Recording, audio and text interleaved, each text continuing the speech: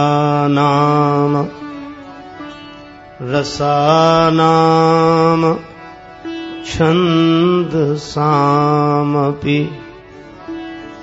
मंगलानाम च कर्तारौ वन्दे वाणी विनायकौ वन्दे विदेहतनया पदपुण्डरीकम्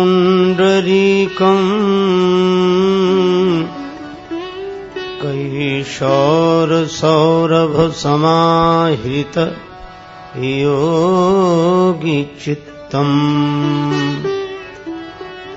हन्तुं त्रतापमनिशम् मुनिहंससेव्यम् सन्मानसालिपरिपीत परागपुञ्जम्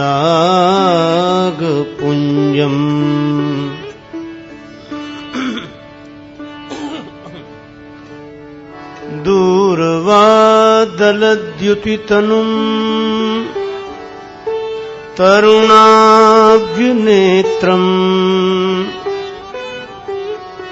हेमाम्बरम् वरविभूषण भूषिताङ्गम् कन्दर्पकोटिकमनीय किशोरमूर्तिम् पूर्तिम् मनोरथभुवाम भज जानकीशम् यत्र यत्र रघुनाथकीर्तनम् तत्र तत्र कृतमस्तकाञ्जलिम् बाष्पवारि परिपूर्णलोचनम्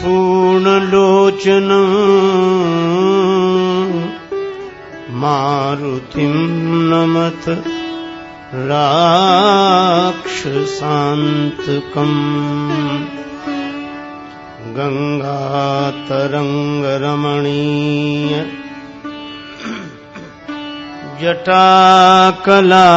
जटाकलापम्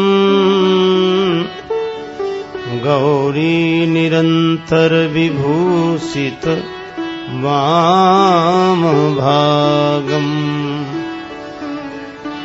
नारायण प्रियमनंग मदापहारम्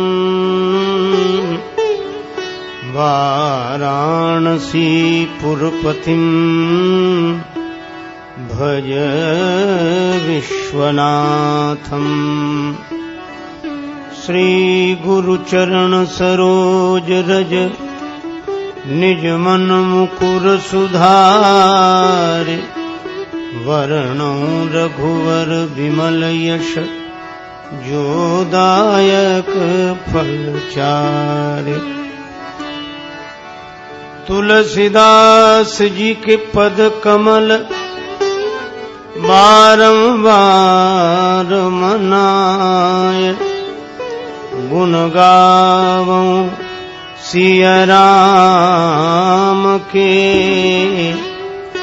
हनुमत हो सहाय लेत सदा सुधि दीन की सहज दया के धाम जननी जनक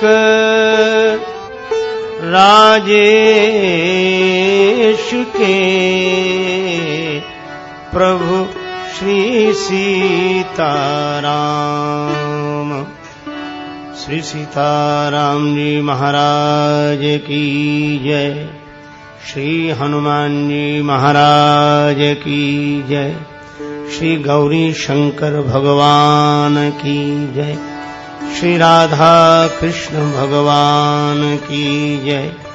श्री तुलसीदास जी महाराज की जय। श्री गुरुदेव भगवान की जय। सब संतन की जय, सब भक्तन की जय। जय जय श्री सीताराम। जय जय श्री राधेश्याम। नमः पार्वती पतये हर हर महादेव।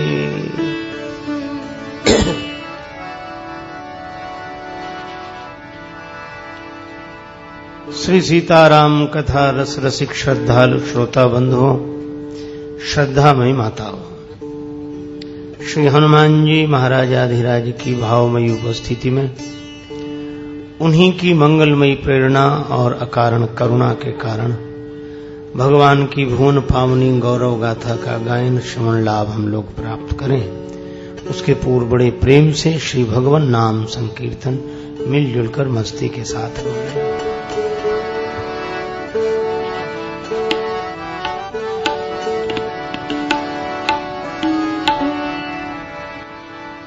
जय सिया राम, जय जय सिया राम।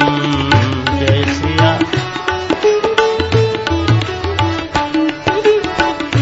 जय सिया राम, जय जय सिया राम। जय सिया राम, जय सिया राम, जय जय सिया राम। जय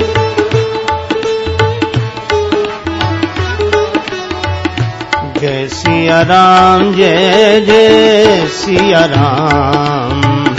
जय सिया राम।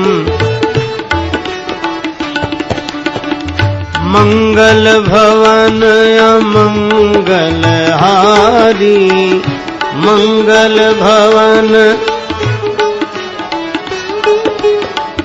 द्रवहु सुदशरथ अजिर बिहारी। द्रवहु सो जय सिया राम, जय जय सिया राम। जय सिया राम। सुमिरि पवन सुत पावन नाम, सुमिरि पवन सुत अपने बस करी राखे राम। अपने बस करी। जय सिया राम, जय जय सिया राम।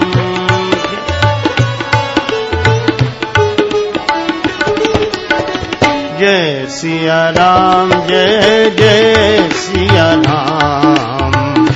जय सिया राम, जय सिया राम, जय जय सिया राम।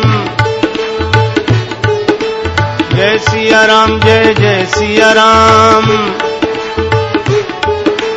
जय सिया राम, जय जय सिया राम।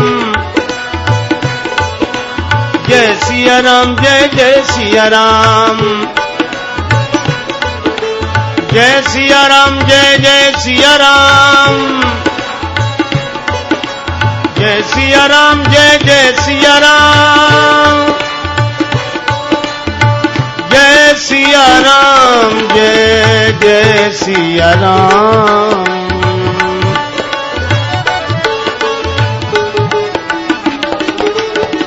जय सिया राम, जय जय सिया राम। जय सिया राम। अशरण शरण दया के धाम,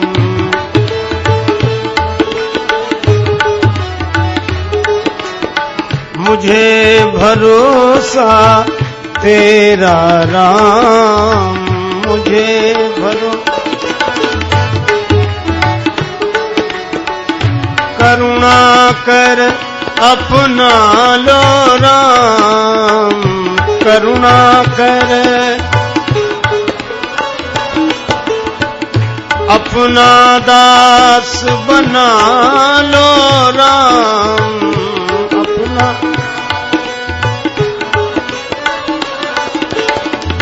जय सिया राम, जय जय सिया राम, जय सिया राम, जय जय सिया, जय सिया राम, जय जय सिया राम, जय सिया राम, जय सिया राम, जय जय सिया राम, जय सिया, जय जय सिया राम, जय जय सिया राम, जय जय सिया राम, सिया राम। रोगी तन मैली मति, चित्त की विचित्र गति, मन में न भाव राम भक्ति के प्रधान है। साधन अनेक किंतु मोते नहीं एक बने, मुक्ति पददायक जो विमल विधान है।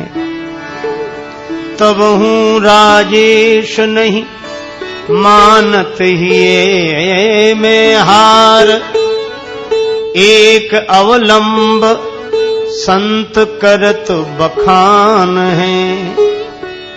प्रभु हैं कृपालु अरु ममता मई है मातु, सब भांति हारे के सहारे हनुमान है।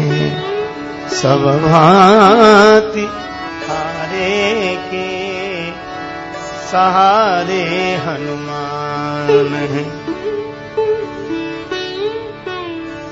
श्री सीताराम जी महाराज की जय, श्री हनुमान जी महाराज की।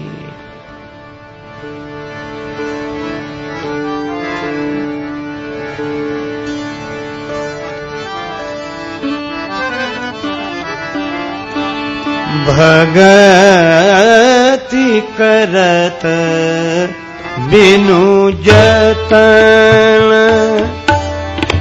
प्रयास भगति करत बिनु जतन।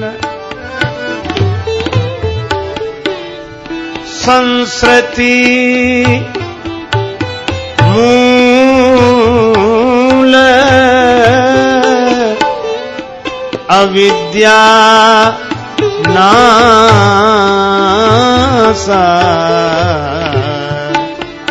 भगति करत बिनु जतन।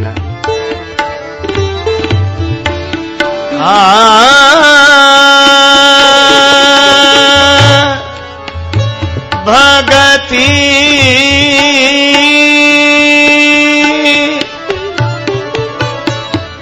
करत बिनु जतन, प्रयास भगति करत, करत बिनु जतन, बिनु जतन, बिनु जतन।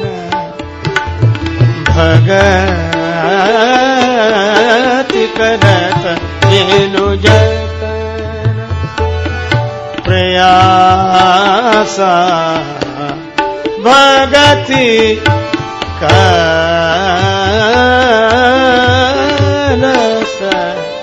बिनु जतन, जतन बिनु जतन। भगति करत बिनु जतन। श्री रामचरितमानस की यह पावन पंक्ति, जिसके माध्यम से संत शिखर श्री तुलसीदास जी महाराज भगवत भक्ति की महिमा का गायन श्री कागभूषण जी श्री गरुड़ जी के संवाद के बीच में करते हैं।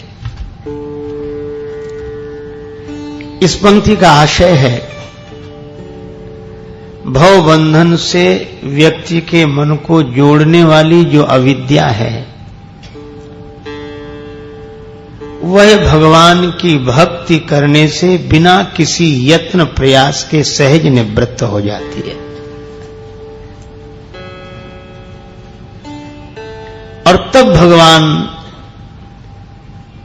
शबरी माता को जो नवधा भक्ति का उपदेश करते हैं, तो हम लोगों को प्रेरणा मिलती है कि इस तरह भगवान की भक्ति की जा सकती है।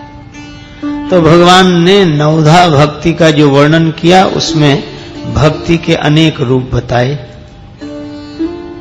संत संग भगवान की ही भक्ति है, भगवत कथा में प्रीति भगवान की ही भक्ति है, अभिमान रहित होकर गुरुदेव के चरण कमलों की सेवा भगवान की ही भक्ति है, निष्कपट भाव से भगवान के गुणों का गायन करना यह भी भगवान की भक्ति है, भगवान के मंत्र या उनके पावन नाम जप में दृढ़ विश्वास रखना यह भी भगवान की भक्ति है, और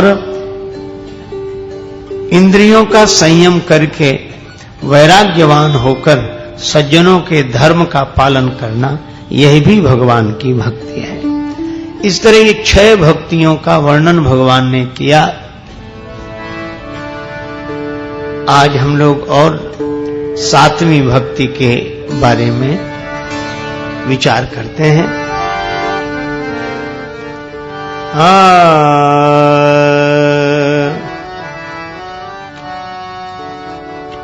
सातम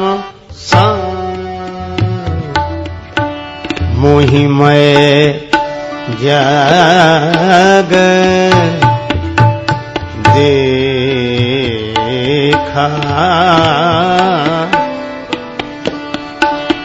सातम मोहिमय जग देखा,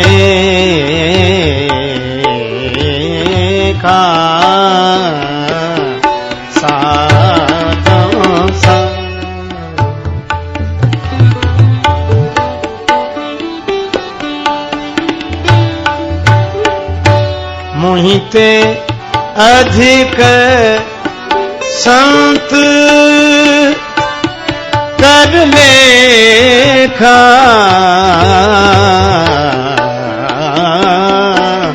सातम सम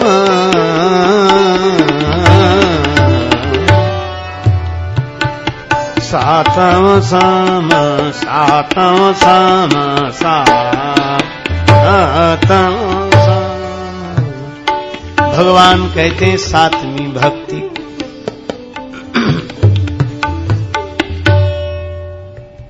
मुझ में सबको देखना,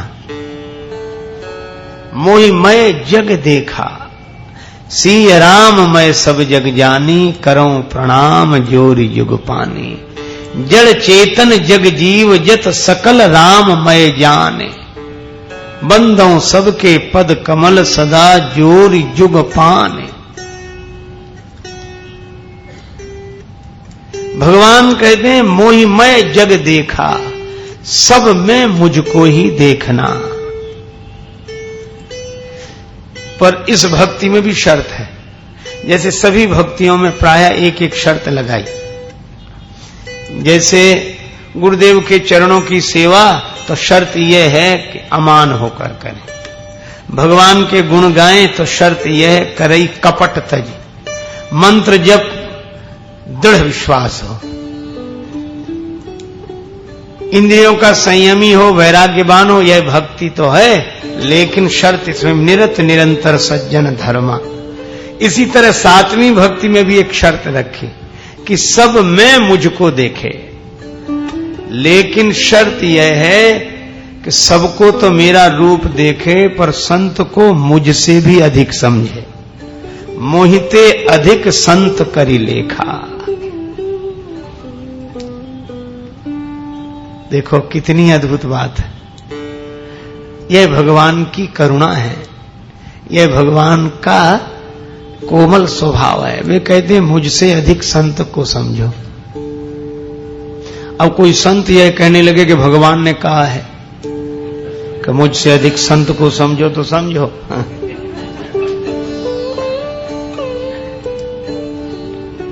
अरे जब भगवान कहते हैं कि मुझसे अधिक संत को समझो, तो संत कैसे जो ये ना कहें कि मुझसे अधिक भगवंत को समझो, भगवान को समझो। और रामचरितमानस में एक बड़ा सुंदर उदाहरण है, बहुत बढ़िया उदाहरण यह है कि भरत जी संत हैं। तात भरत तुम सब विधि साधु, रामचरण अनुराग अगाधु।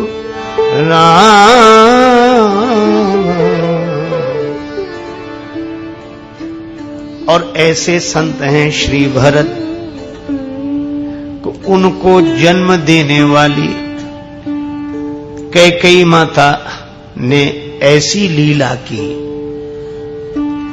कि भगवान को वन जाना पड़ा और भरत जी को राज्य पद पर प्रतिष्ठित किया अपने भाव से, और भगवान को वनवासी बना दिया। अच्छा, अब आप विचार करना, अगर हमारे जैसा आदमी होता तो कितना खुश होता। कई बार लोग कहते भी हैं वो हमें बहुत मानते हैं। चलो यहां तक तो अच्छा है, कोई मानता है आपको बनाए, पर कहते क्या है कि वो इतना मानते हैं कि एक बार भगवान को नहीं मानेंगे पर हमें जरूर मानेंगे। और हम लोग सोचते कि यह हमारा बड़ा सौभाग्य है कि लोग हमें भगवान से ज्यादा मानते हैं, भगवान को भी नहीं मानते और हमें मानते हैं। पर भरत जी जो कहते हैं बड़ी अनोखी बात है। जब कैकेयी माता ने कहा कि भरत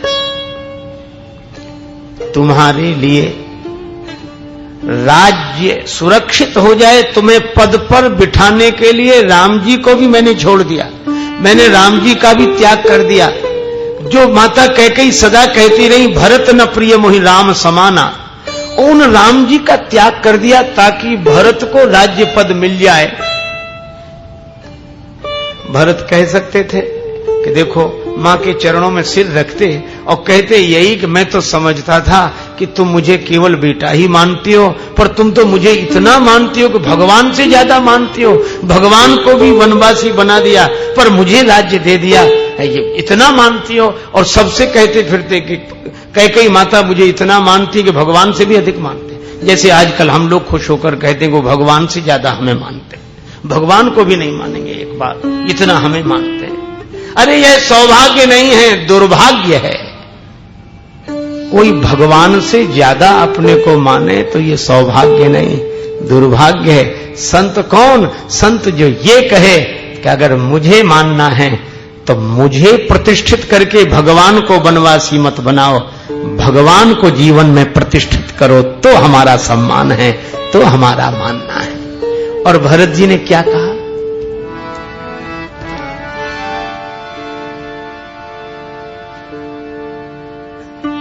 तुमने अच्छा नहीं किया।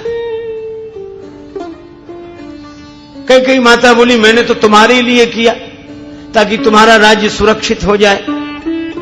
भरत जी बोले तुमने तो वैसे ही किया है, किस पेड़ के पत्ते हरे हरे रहें, उनको पानी से सींचना था, वहां तक पहुंच नहीं रहा था पानी सींचने वाला, तो उसने पेड़ को ही काट दिया ताकि धरती पर पेड़ गिर जाए, फिर इसके पत्तों को पानी दें।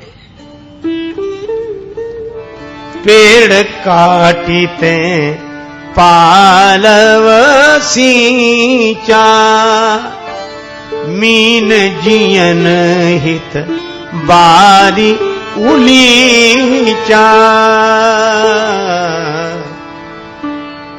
अरे जड़ को पानी देने से पत्तों को पानी वैसे ही मिल जाता, मूल को जल से सींचने पर फल फूल को वैसे ही जल प्राप्त हो जाता।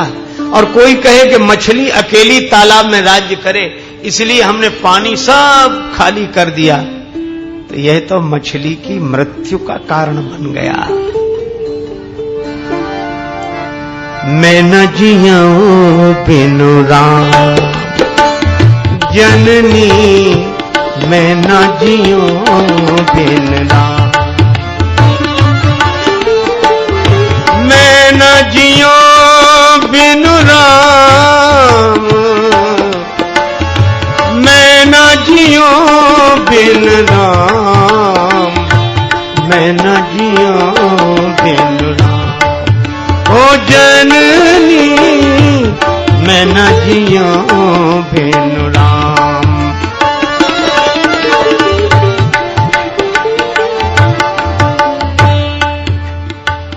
ये तो देखना था कि जीवन का मूल कौन है। जीवन के मूल तो भगवान हैं, और मूलोच्छेदन करके पत्तों को पानी देना यह कहां की समझदारी है। अब मछली का जीवन तो जल ही है, जल से विलग होकर मछली कैसे रह सकती है। जैसे मछली का जीवन जल है, इसी तरह भक्त का जीवन भगवान है। श्री कागभूषण जी ने कहा, राम भगति जल मम मन मीना, किम बिलगाय मुनीश प्रवीणा। भरत जी कह दे मैं तो मछली की तरह हूं, और श्री सीताराम जी गिरा अर्थ जल बीच सम कहियत भिन्न न भिन्न, बंदों सीता राम पद जिन्हि परम प्रिय खिन्न। तो मूल तो भगवान है, तो संत। अच्छा, भरत जी की महिमा भगवान से भी अधिक। तुलसीदास जी कहते हैं, दोहु दिस समुझ कहत सब लोगो, सब विधि भरत सराहन जोगो। और यह बिल्कुल ठीक है। और भगवान भी कहते हैं, मोहिते अधिक संत करी लेखा।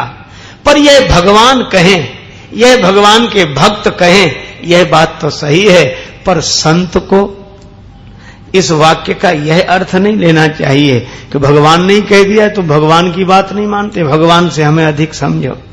पर श्री भरत कहते हैं कि नहीं, इस पद पर तो प्रभु बैठेंगे, मैं नहीं। और यही बात अगर आप देखेंगे तो जैसे मूल की बात भरत जी ने कही, यही बात श्री हनुमान जी ने कही। हनुमान जी क्या कहते हैं, अशोक वृक्ष में छिपकर बैठ गए ऊपर।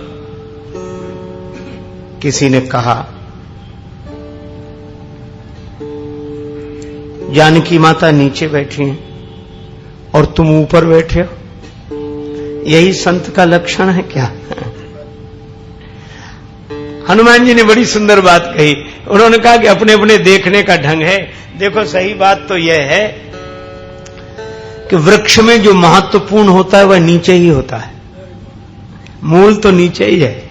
और हमें ऊंचाई मिली है, ऊंचाई में फल फूल होते हैं, तो हम यह देख रहे हैं क्या? बोले ये फूल को जो ऊंचाई मिलती है वह मूल के कारण मिलती है, और हमें भी जीवन में जो ऊंचाई मिली है उसके मूल में तो भगवान की कृपा ही है। यही हम देख रहे हैं, जानकी माता तो नीचे बैठी है।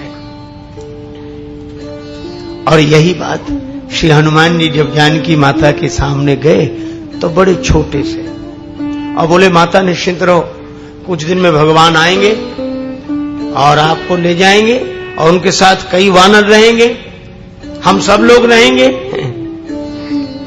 जानकी माता ने देखा इतने छोटे से हनुमान जी, और माता से कह रहे निश्चिंत हो जा, हम लोग आएंगे राम जी के संग। जानकी मैया ने कहा कि बेटा हनुमान, क्या सभी वानर तुम्हारे जितने हैं? हनुमान जी बोले माता, कई वानर तो बहुत छोटे, हम तो उनमें बहुत बड़े। सीता मैया बोली तब तो हो चुका हमारा उद्धार। हनुमान जी बोले कोई संदेह है? जानकी माता बोली परम संदेह। तब हनुमान जी क्या करते हैं, सुन कपि प्रगट कीन निज देहा सुन कपि प्रगट की, निज देहा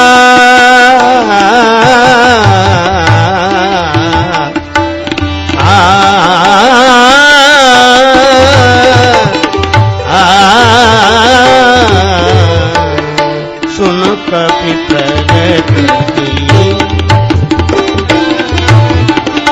सुन कपि प्रगट की। सीता मन भरोस तब भयऊ,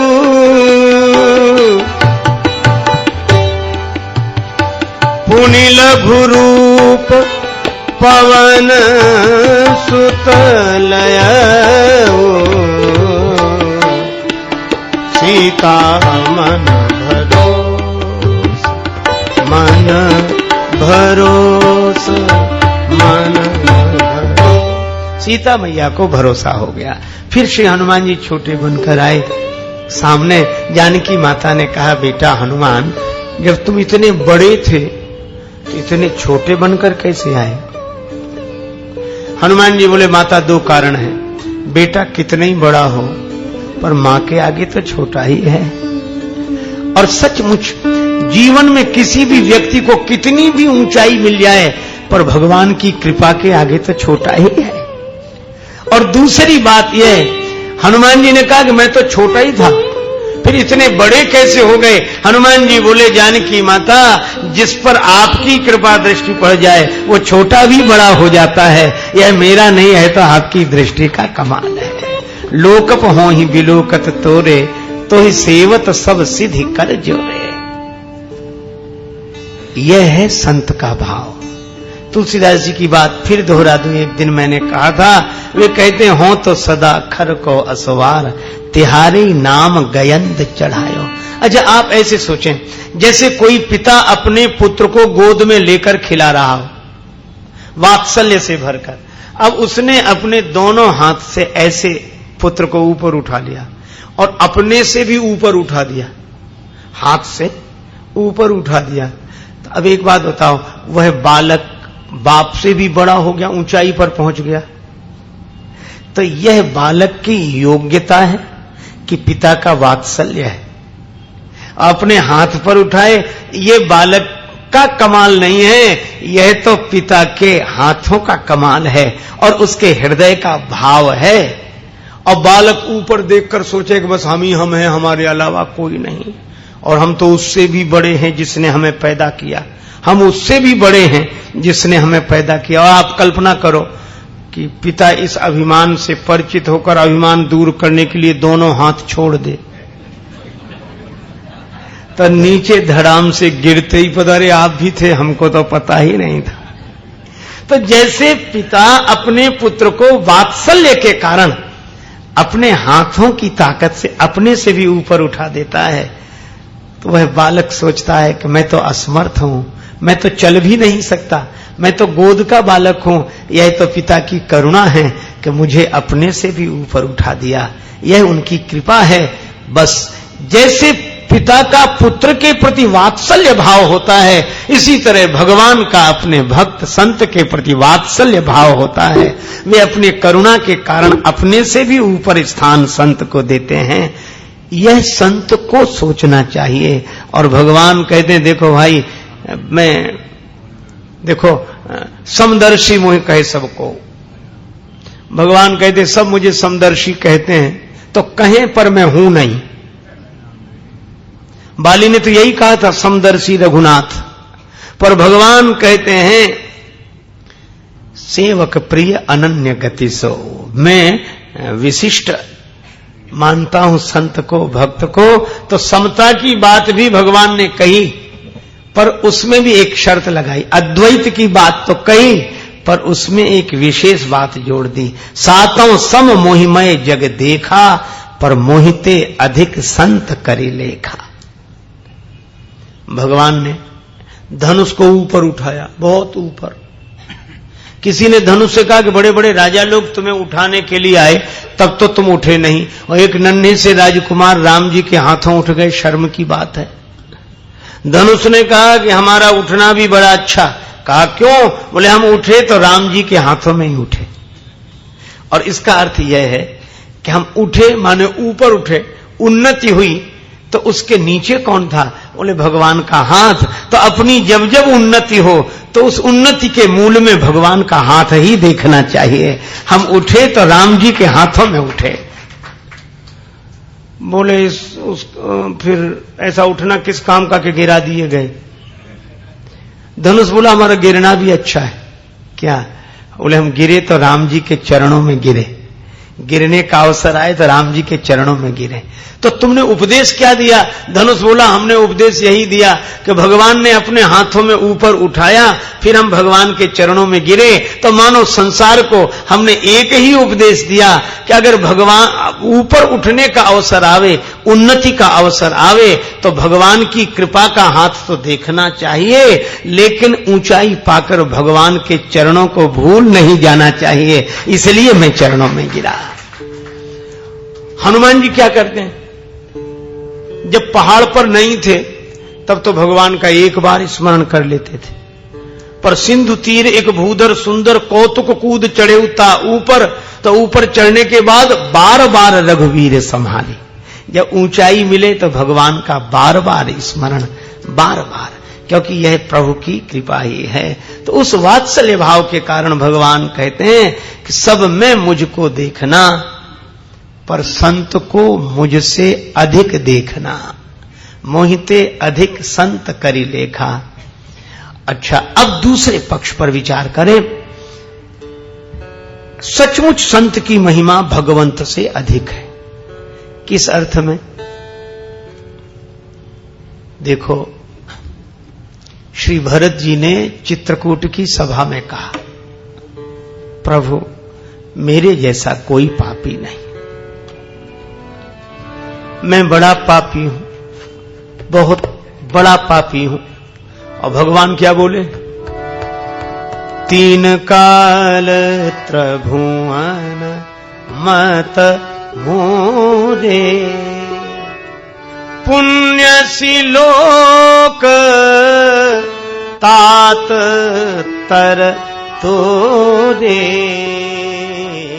तीन काल त्रिभुवन मत मोरे, त्रिभुवन मत मोरे, त्रिभुवन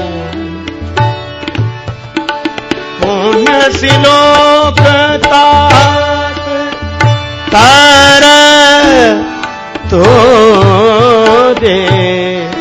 तीन काल त्रिभुवन, तीन काल त्रिभुवन। भगवान की बात सुनो, वे कहते हैं तीनों कालों में, तीनों लोकों में भरत तुम्हारे जैसा कोई पुण्यात्मा नहीं। भरत जी के आंखों में आंसू आ गए। प्रभु मैं और पुण्यात्मा, मैं तो पापी हूं, मेरे जैसा कोई पापी नहीं, मोहि समान को पाप निवासु। भगवान ने कहा कि तुम पापी हो, इसका क्या प्रमाण है? भरत जी बोले आपका वनवास, जेहि लग सीय राम वनवासु। श्री सीताराम जी आपका वनवास, लक्ष्मण भैया का वनवास जिसकी वजह से हुआ हो, वह भरत मैं हूं, तो मुझसे बड़ा पापी और कौन होगा? भगवान ने भरत जी को हृदय से लगा लिया, अपने पीतांबर से उनके आंसू पहुंचते हुए बोले कि बस इसी से तो लगता है कि तुम्हारे जैसा कोई पुण्यात्मा नहीं। कहा क्यों? भरत तुम कहते हो कि तुम्हारे पाप के कारण मुझे वन मिला, तुम्हारे पाप का फल है कि मुझे वनवास मिला। लेकिन भरत, जब मैं महात्माओं से मिला तो महात्माओं ने पूछा कि राम तुम्हें वन क्यों मिला, तुम्हारा क्या अपराध था, तुम्हारा क्या पाप था? तो मैंने महात्माओं से कहा कि नहीं महाराज, मेरा पुण्य था जो मुझे वन मिला। क्यों? अगर वन में ना आता तो आपका दर्शन नहीं होता, और संतों का दर्शन तो पुण्य से होता है। पुण्य पुंज बिन मिलहि की संता। तो मैंने तो महात्माओं से कहा कि मैं जो वन में आया हूं वो पुण्य के कारण, मोका दरस तुम्हार प्रभु सब मम पुण्य प्रभाव, यह मेरे पुण्यों का प्रभाव है। भगवान बोले तो मुझे तो ये लगा कि मेरे पुण्य के कारण मुझे वन मिला, और तुम कहते हो कि तुम्हारे पाप के कारण मुझे वन मिला। तब एक बात तो सिद्ध हो गई, क्या? कि जो काम मेरे पुण्य से हुआ वह काम तुम्हारे पाप से हो गया। मेरे पुण्य से मुझे वन मिला और तुम्हारे पाप से मुझे वन मिला। अब भरत यह तो सोचो, जिसका पाप इतना महान हो कि मेरे पुण्य की बराबरी करे, उसका पुण्य कितना महान होगा। इसलिए भरत तुम्हारे जैसा कोई पुण्यात्मा नहीं। 3 काल त्रिभुवन मत मोरे, पुण्य से लोक तात तर तोरे। और भगवान ने कहा कि भरत तुम्हारी महिमा तो इतनी है कि तुम कुटिल हो नहीं, पर फिर भी कोई तुम्हें धोखे से कुटिल समझ ले। उर आनत तुम पर कुटिलाई, लोक जाई परलोक नसाई। उसका लोक नष्ट होगा, परलोक नष्ट होगा भरत, जो तुम्हें कुटिल समझेगा। और जब भगवान श्री राम ने यह बात कही, सभा में बैठे हुए लोगों के आंसू आ गए, और 2 बड़े दुखी थे। एक तो निखादराज, दूसरे श्री लक्ष्मण जी। निखादराज ने भी कहा था, जो पे जिए न होत कुटिलाई, जो पे जिए न होत तो कतलीन संग कटकाई, जो पे जिए न।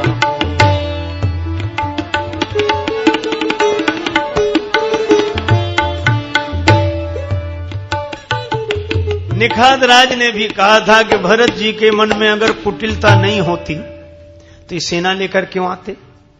और लक्ष्मण जी ने भी वही कहा, कुटिल कुबंधु कुअवसरता की, जाने राम बनवास एकाकी, राम बनवास श्री राम बनवास, राम बनवास। लक्ष्मण जी ने भी भरत जी को कुटिल कहा, निखादराज ने भी श्री भरत जी को कुटिल समझा। आज इन दोनों के आंखों से आंसू बहने लगे। ब्रह्म वाक्य है, भगवान ने कह दिया, लोक जाई पर लोक नसाई। वशिष्ठ जी ने राम जी से कहा कि ये संत का अपराध हो गया, भागवत अपराध हो गया, धोखे से कुटिल समझ लिया, तो इन लोगों का लोक परलोक नष्ट हो गया, तो बनेगा कैसे। जिन्होंने भरत जी को कुटिल समझ लिया, केवल श्री लक्ष्मण और श्री निखादराज ही नहीं, एक भरत कर सम्मत कहां ही, तो इनके लोक परलोक नष्ट हो गए, तो बनेंगे कैसे। मानो गुरुदेव वशिष्ठ ये पूछना चाहते हैं राम जी से, पर राम जी ने गुरुदेव से तो नहीं, भरत जी से कहा कि भरत जी ने कहा कि हाँ प्रभु, गुरुदेव जो कह रहे हैं मैं भी वही पूछ रहा हूं। भगवान ने कहा तो सुनो, एक ही उपाय, केवल एक उपाय, मिटियहि पाप प्रपंच सब, अखिल अमंगल भार। और जो लोक परलोक नष्ट हो गए वे बन जाएंगे लोक सुजस, परलोक सुख। भगवान आपका नाम लेने से, भगवान बोले मेरा नाम नहीं लेने से, भरत तुम्हारा नाम लेने से। सुमिरत नाम तुम्हारा, जो तुम्हारा नाम स्मरण करेंगे, जो तुम्हारा भक्ति पूर्वक स्मरण करेंगे, उनका लोक और परलोक दोनों बन जाएगा। भगवान कहते हैं अवधवासियों से कि देखो, वनवास में भी आया और भरत भी तुमको लेकर आए, लेकिन मैं रथ पर बैठा था, तुम लोग पैदल पैदल चल रहे थे, और भरत पैदल पैदल चलकर आए हैं, तुम्हें रथ में बिठाकर लाए हैं। ऐसे महात्मा की महिमा मुझसे अधिक है। और फिर एक बात और है, क्या, अयोध्या में जो परिस्थिति बिगड़ी उसको भगवान नहीं दूर कर सके। भगवान दूर हो गए पर बिगड़ी हुई परिस्थिति को सुधारने में भगवान सहयोग नहीं कर सके। किसी ने पूछा कि प्रभु आप जिस नगरी में रहते हैं उस नगरी में ऐसी स्थिति हो गई, आप क्यों नहीं सुधार सके? भगवान बोले हम तो सबके हृदय में रहते हैं। सातों सम मोहिमय जग देखा। हम अयोध्या में ही नहीं रहते हैं, हम अयोध्या में भी रहते हैं, हम सबके भीतर रहते हैं। लेकिन आप देखो कैसी विडंबना है कि जिस अयोध्या में श्री राम जी रहते हैं उसी अयोध्या में मंथरा रहती है और उसी अयोध्या में श्री भरत रहते हैं, उसी अयोध्या में कैकेयी माता है, उसी अयोध्या में कौशल्या माता है। यह क्यों? भगवान कहां रहते हैं? सबके हृदय, सबके उर अंतर बसहु जानहु भाव कुभाव। भगवान सबके हृदय में रहते हैं। हृदय से अर्जुन तिष्ठति। भगवान श्री कृष्ण भी यही कहते हैं कि हृदय देश में मैं सबके भीतर रहता हूं। लेकिन अद्भुत बात है, जिस उर में भगवान रहते हैं उसी उर में सुमति कुमति सबके उर रहाही। नाथ पुराण निगम अस कहाही। सुमति भी और कुमति भी। तो ये अयोध्या में कुमति कौन सी आ गई? गोस्वामी जी कहते हैं काई कुमति कैकेयी केरी, काई कुमति कैकेयी केरी, परिजासु फल विपति घनेरी, परिजासु फल विपति घनेरी। कुमति भी रहती उसी हृदय में और सुमति भी रहती है। भगवान कहते हैं सातों सम मोहिमय जग देखा। सब में मुझे देखना। पर संत की महिमा क्या है?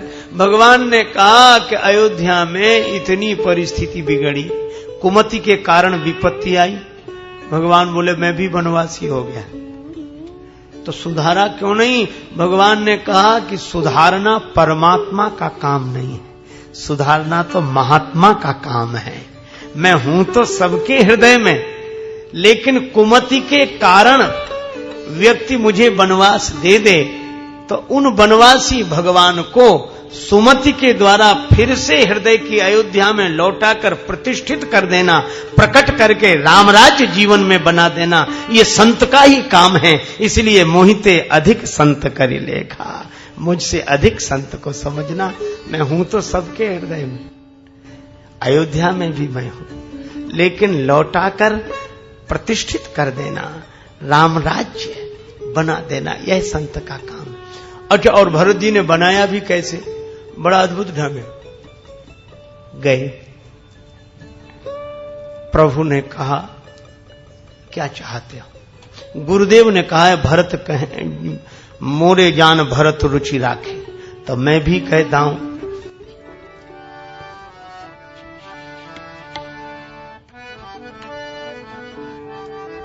भरत कहे सोई किए भलाई, अस कही राम रहे अर गाई।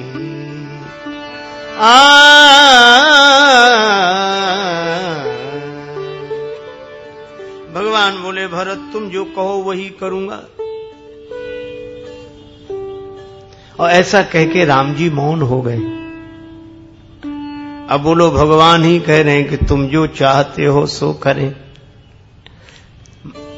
मन प्रसन्न करि सकुच तज कहाऊ करऊं सोई आज। भरत जी उठकर खड़े हुए। लोगों के कान खड़े हो गए कि अब क्या कहते हैं भरत जी। दूसरा कोई होता तो चरणों में गिर जाता कि बस प्रभु हो गया, अब मैं जो कह रहा हूं उसे मान लीजिए।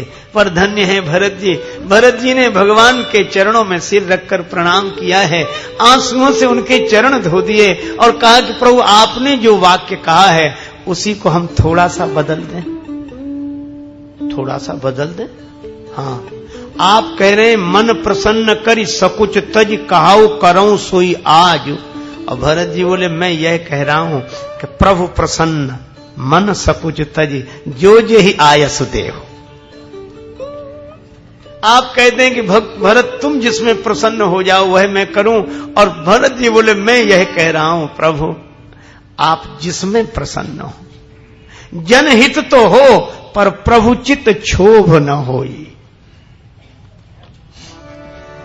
कहे भरत जोरी जुग हाथ, रघुवर लौट चलो, तुम बिन नाथ भई एक क्षण में, सब विधि अवध अनाथ, रघुवर लौट चलो। गृह फेरिए, अगर यह प्रस्ताव न मंजूर हो तो गृह फेरिए, लक्ष्मण रिपुसूदन, नाथ चलो मैं साथ, रघुवर लौट चलो। नाही तो तीनऊ बंधु जाहि बन, प्रभु कीजिए अवध सनाथ, रघुवर लौट चलो। भगवान ने कहा इन तीनों प्रस्तावों में तुम्हारा प्रस्ताव कौन सा है वही मान लें। भरत जी हाथ जोड़कर आंखों में आंसू भरकर बोले कि मेरा एक भी नहीं है, तो तुम्हारा प्रस्ताव क्या है? भरत जी रोते हुए बोले मैं तो यह कह रहा हूं, बिनती सुनी प्रभु करहु सोई जो, उचित लगे रघुनाथ। विनती है हमारी, अब आपको जो उचित लगे सो करें। इसके आगे भरत जी बोल नहीं सके। अस कही भे राजेश विकलयति, प्रभु चरणन दियो माथ, रघुवर। भरत जी के आंसू बरसने लगे, राम जी के चरणों में सिर रख दिया। जनहित प्रभु चित क्षोभ न होई।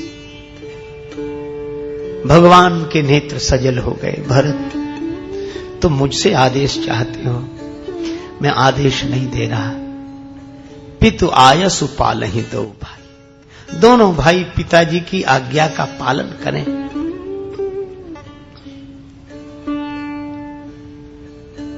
मैं जानता हूं संसार के भाई संपत्ति का बंटवारा करते हैं, पर मेरे भाई भरत ने मुझसे विपत्ति का बंटवारा किया है।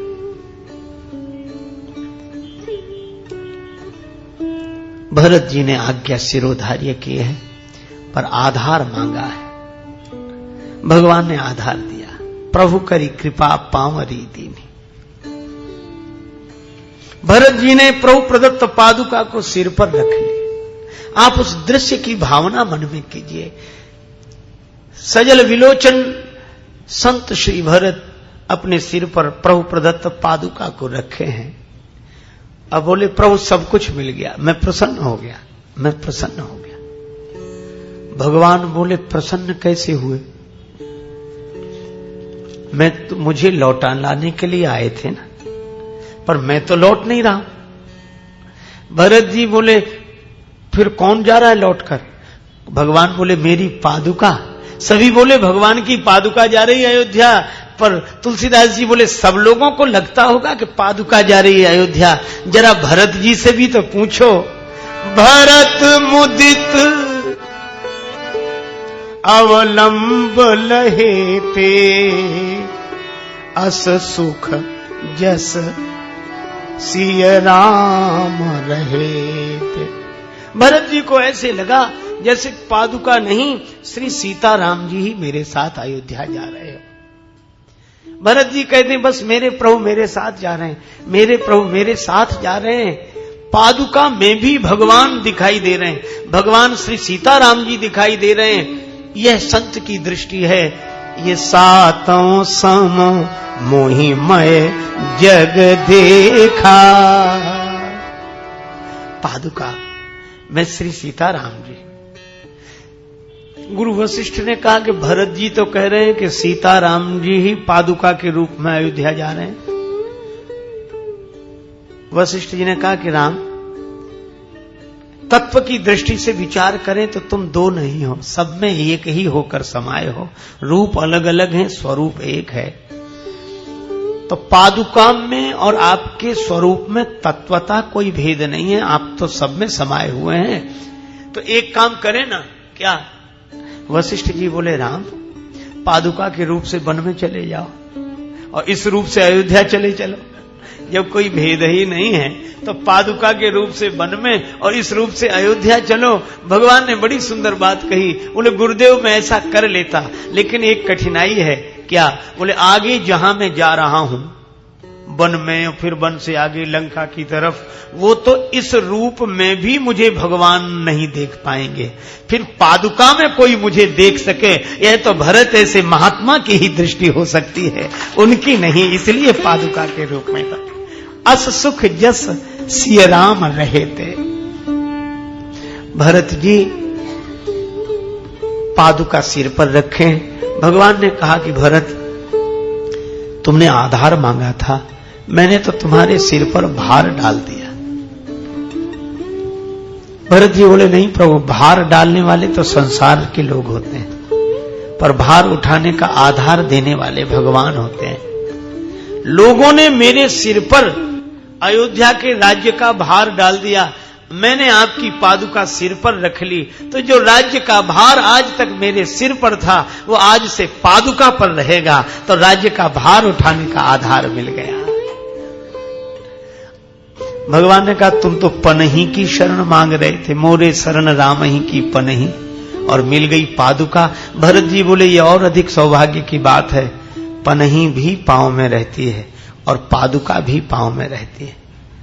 जूता भी पांव में रहता है, खड़ाऊं भी पांव में रहती है, लेकिन एक अंतर है। क्या? जूता पांव को संभालता है और खड़ाऊं को पांव संभालता है। अगर पनही मिली होती तो भाव यह था कि आपके चरणों को मैं संभालूं, और पादुका मिली है तो भाव यह है कि आपके चरणों को मुझे नहीं संभालना पड़ेगा, बल्कि आपके चरण ही मुझे संभालेंगे। इसलिए यह तो और अधिक सौभाग्य की बात है कि आपके चरण मुझे संभालें। और खड़ाओं में एक होती है खूंटी, और खूंटी को पांव का अंगूठा और उंगली दोनों ऐसे मिलकर पकड़ते हैं, और अंगुष्ठ है पुरुष, उंगली है देवी वाचक शब्द। तो मुझे तो ये लगता है कि मैं लकड़ी की खड़ाओं की तरह आपके चरणों में पड़ा रहूं, और मेरे विश्वास की खूंटी को अंगूठे की तरह से एक ओर से प्रभु आप और अंगुली की तरह से एक ओर से माता जानकी, ये दोनों मिलकर संभाले रहे, यही मैं चाहता हूं। अस सुख जस सिय राम रहे थे। भगवान ने कहा कि भरत तुम्हें क्या आधार मिला? भरत जी बोले मुझे भी मिल गया। क्या? अभी तक आपको खोजने के लिए वन वन भटकना पड़ा, अब नहीं भटकना पड़ेगा। क्यों? पादुका मैं ले जा रहा हूं, और प्रभु पादुका चरणों के पास चलकर नहीं आती, बल्कि चरण ही वहां चलकर आते हैं जहां पादुका होती है। तो मैं ले जा रहा हूं, मुझे तो आधार मिल गया। भरत जी का यही भाव है कि हम चरणों से न जुड़ पाएं, पर उन चरणों से जो जुड़ा है उससे ही जुड़ जाएं तो जीवन का कल्याण हो जाए। चाहो नहीं कुबेर कोस बेर एक सुरेश पद, चाहो नहीं ज्ञानिन में ज्ञानी हूं कहाओं में, चाहो नहीं योग ध्यान धारणा समाधि होते, जन्म मरण व्याधि रहत अविचल पद पाओं में, उर्मे राजेश बस एक अभिलाष शेष, ताहि कर जोर निज नाथ को सुनाओ में, और जहां पे मड़रावे मन मधुप मुनीसन के, उन मंजू पद कंजन की पनही बन जाऊं मैं। यह पादुका लेकर श्री भरत जी आए, और इसीलिए केवल भावुकता नहीं है, भाव है। भावुकता क्षण भर की होती, क्षणजीवी होती है भावुकता, और भाव स्थिर रहता है। श्री भरत राम जी के प्रेम में मगन होते हैं, तो तुलसीदास जी ने कहा कि कुंभकर्ण भी मगन हुआ। राम विरह सागर मां भरत मगन मन होत, और कुंभकर्ण भी राम रूप गुण सुमिरत मगन भयउ, पर अंतर क्या है? क्षण एक। कुंभकर्ण भावुक है, भक्त नहीं, एक क्षण के लिए मगन हुआ, पर भरत जी ऐसे मगन होते हैं कि भरत स्वभाव सुशीतल ताई, सदा एक रस बरन न जाई। एक रस। ऐसे श्री भरत केवल पादुका में थोड़ी देर के लिए भगवान को देखने लगे, समझने लगे, ऐसी बात नहीं।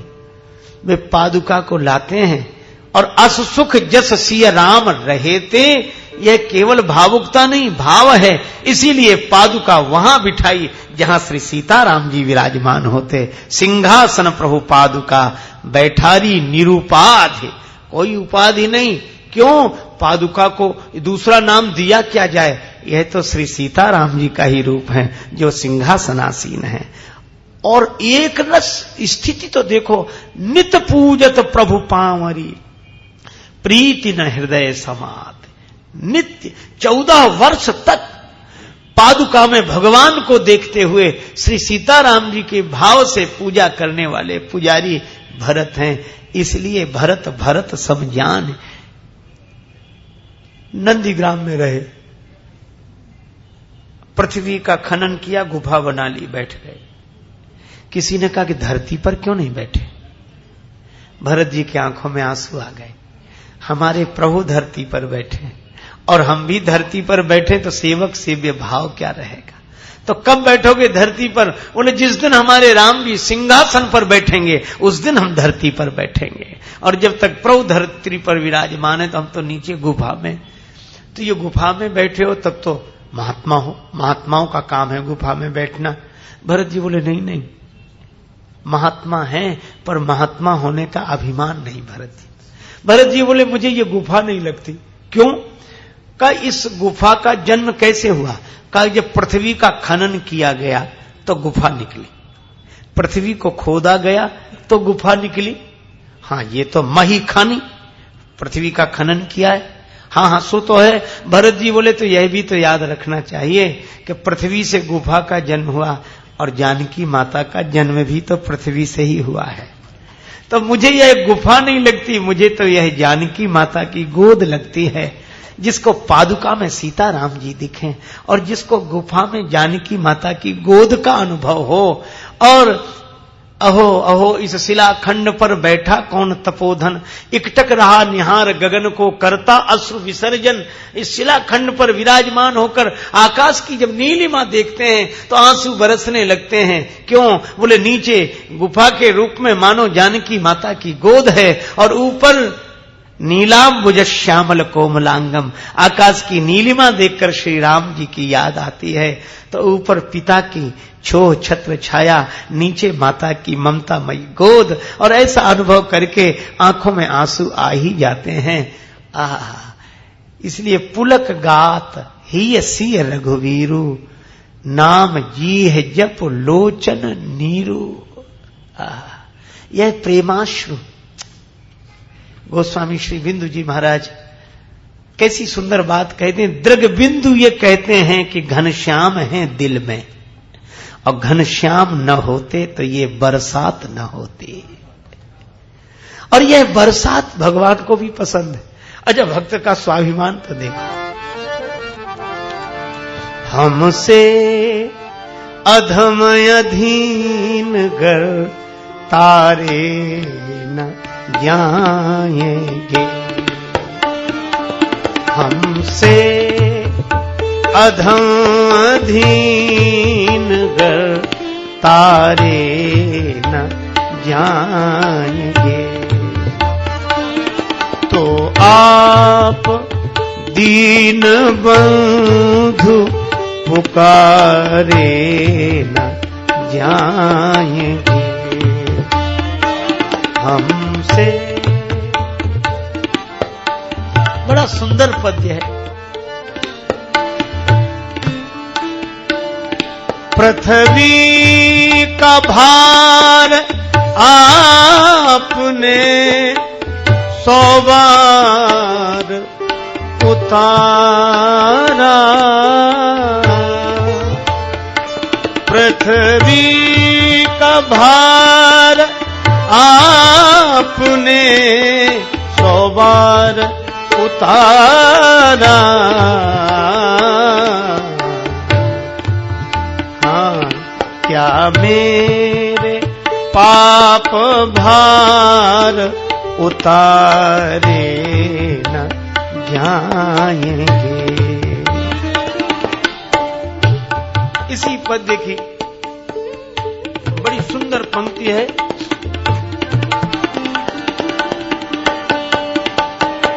जो बिक चुके हैं और खरीदा है आपने, वो अब गुलाम गैर के न द्वारे जाएंगे हमसे। इसी पद्य की अंतिम पंक्ति, हमसे अधम अधीन गर तारे न जाएंगे, तो आप दीन बंधु पुकारे न जाएंगे। और जो बिक चुके हैं और खरीदा है आपने, वो अब गुलाम गैर के न द्वारे जाएंगे। पृथ्वी का भार आपने 100 बार उतारा, क्या मेरे पाप भार उतारे न जाएंगे। और अंतिम पंक्ति कैसी स्वाभिमान के भाव से भरी हुई है।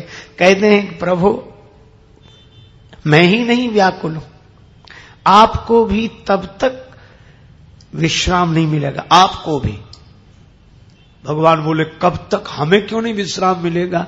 तो कहते हैं कि तब तक न चरण आपके संतोष पाएंगे, आपके चरणों को भी तब तक चैन नहीं मिलेगा, संतोष नहीं मिलेगा, विश्राम नहीं मिलेगा। कब तक, बोले तब तक न चरण आपके संतोष पाएंगे, दृग बिंदु से जब तक कि पखारे न जाएंगे। एक दूसरे पद्य में वे कहते हैं कन्हैया को एक रोज रोकर पुकारा। पुकार तो है पर आंसुओं की पुकार है।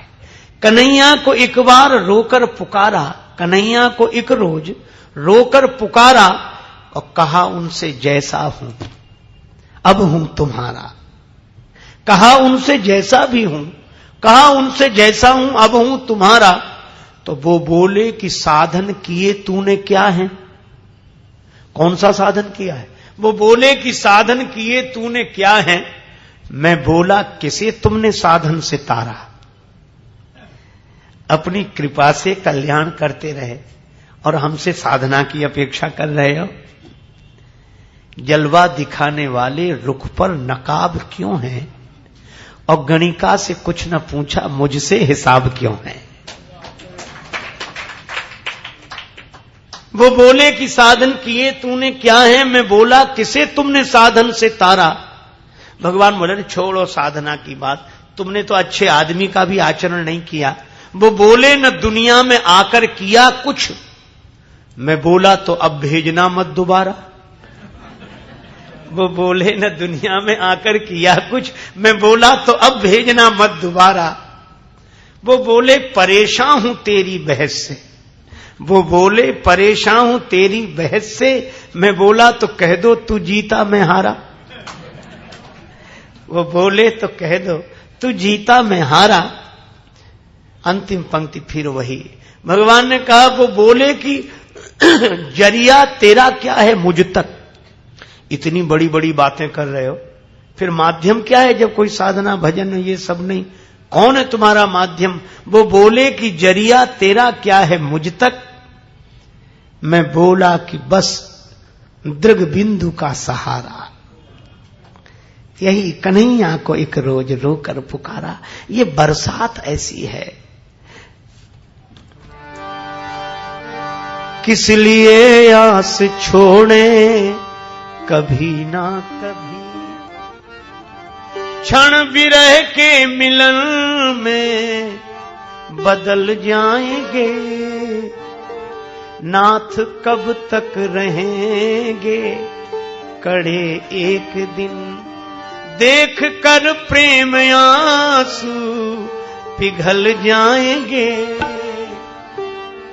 शबरी के वट जटायु अहिल्यादि के पास पहुंचे स्वयं छोड़ कर के अवध। यह घटनाएं सच तो भरोसा हमें, खुद व खुद आप आ करके मिल जाएंगे। किस लिए आस छोड़े कभी ना कभी।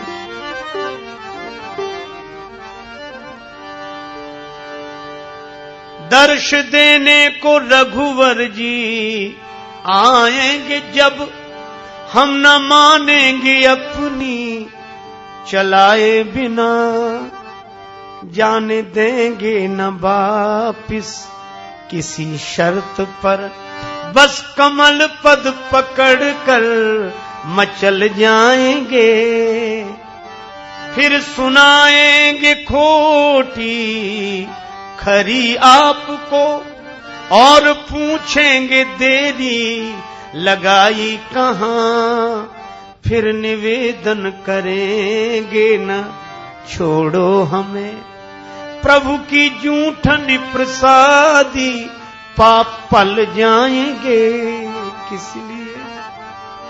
लेकिन यह तो सपना है, मन एक सपना देख रहा है, पर स्वप्न साकार होगा तभी राम जी, जन पे हो जाए थोड़ी कृपा आपकी, पूर्ण कर दो मनोरथ ये राजेश का, जाने कब प्राण तन से निकल जाएंगे, किस लिए आस छोड़े कभी ना। भरत जी के नेत्रों से भी आंसू बरस रहे। तुलसीदास जी गीतावली में लिखते हैं, मोहि कही आवत, मोहि भावत कही आवत ना, भरत जू की रहानी, सीता रघुवीर लखन विरह पीर सहानी, पावन हेतु पतित पावन को, सावन जैसी बरस रही अखियां, सावन जैसी बरस रही अखियां, मिल जाओ राम तरस रही अखियां, मिल जाओ राम।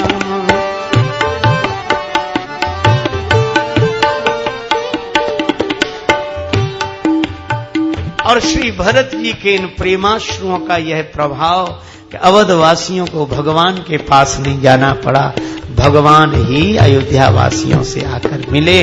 और अयोध्या में जो राम राज्य हुआ उसमें मूल महिमा श्री भरत जी की है। इसीलिए भगवान कहते हैं कि अयोध्या में मैं वो नहीं कर सका जो श्री भरत जी ने कर दिया, इसलिए मोहिते अधिक संत करी लेखा। भगवान कहते हैं मुझसे अधिक महात्मा को समझना, मैं जहां रहता भी हूं वहां मुझे प्रकट रूप से प्रतिष्ठित कर देना, ये संत की ही महिमा है। एक इसी युग की सच्ची घटना आपको सुना। एक गांव था, गांव के बाहर एक मंदिर था, श्री राधा कृष्ण भगवान का मंदिर। कृष्ण भगवान मुख्य रूप से वहां थे, तो लोगों ने उस मंदिर का नाम ही रखा था विपिन बिहारी का मंदिर। वहां के भगवान का नाम था विपिन बिहारी। पुजारी जी रहते थे, उनकी पत्नी सुमति कुमारी उनका नाम था। पति पत्नी दोनों मंदिर में रहते और अपना भगवान की पूजा पाठ करते। एक दिन शाम के समय भगवान की आरती हो रही थी, वर्षा काल था। पुजारी जी भगवान की आरती कर रहे थे, अभी शुरू ही हुई थी आरती। इतने में एक आदमी दौड़ा दौड़ा आया। अरे बोले, वो छोटी सी नदी है और नदी के उस तरफ एक महात्मा रहते थे कुटिया बनाकर एकांत में, कभी कभी मंदिर में आते थे दर्शन के लिए। वृद्ध महात्मा आ रहे थे तो नदी पर जो मिट्टी का रपटा जैसा पुल बना हुआ था उसमें गड्ढा हो गया था वर्षा की वजह से। महात्मा का पांव फिसला और वो गड्ढे में फंस गए, निकल न पाए। इधर पुजारी जी आरती कर रहे थे भगवान की। किसी ने कहा को महात्मा फंस गए, बड़ी खराब दशा है उनकी, गड्ढे में अटक गए हैं। पुजारी जी ने जो सुना भगवान की आरती छोड़ दी और आरती छोड़कर भागे और लोगों को साथ लिया। अब जो भक्त लोग थे उनको बड़ा बुरा लगा कि भगवान को आरती छोड़ती है, कैसा पगला आदमी है, ऐसा पुजारी, इसको निकालो, इसको रखनी नहीं चाहिए मंदिर में, कहेंगे उन लोगों से, गलत बात है। पुजारी जी ने किसी की नहीं सुनी, वो चले गए। परमात्मा की आरती छोड़कर भगवान के विपिन बिहारी के गए, महात्मा को निकाला। शरीर पर उनके चोट लगी थी, कीचड़ लगा था, धोए, कपड़े पहनाए, मंदिर में लाए। उनको स्वस्थ किया, भोजन प्रसाद पवाया, सेवा की, रात्रि भर रखा। सवेरे जाने लगे तो पुजारी जी ने सपत्नी प्रणाम किया। संत बोले हम शरद पूर्णिमा को आएंगे। अब ठीक है महाराज, बड़ी कृपा आपकी। अब संत तो अपनी कुटिया पर चले गए, एकांत में रहते थे, अपने आप में मगन मस्त। पुजारी जी ने कहा कि कल शरद पूर्णिमा है। अपनी पत्नी से, याद है महात्मा कह के गए थे शरद पूर्णिमा को आएंगे तो गड्ढा तो वैसे ही होगा, तो हम लोग एक काम करते हैं, मिट्टी डालकर उस गड्ढे को भर दें। ठीक है। पति पत्नी दोनों ही चलते, टोकनी ले ली, 2 टोकनी और कुदाल। कुदाल से मिट्टी खोदते, टोकनी भर देते। सुमति कुमारी अपने सिर पर टोकनी रखती, उस गड्ढे में मिट्टी डाल देती और फिर आ जाती। तब तक दूसरी टोकनी भरी मिल जाती। ऐसे पुजारी जी बोले कि भगवान के नाम का जब भी करते रहो, सेवा, संत सेवा हो रही है, भगवान का स्मरण करो। और किसी को नहीं बुलाया, संत की सेवा अपने ही हाथ से करे, अच्छा ही है। अब लीला देखो क्या घट हुई।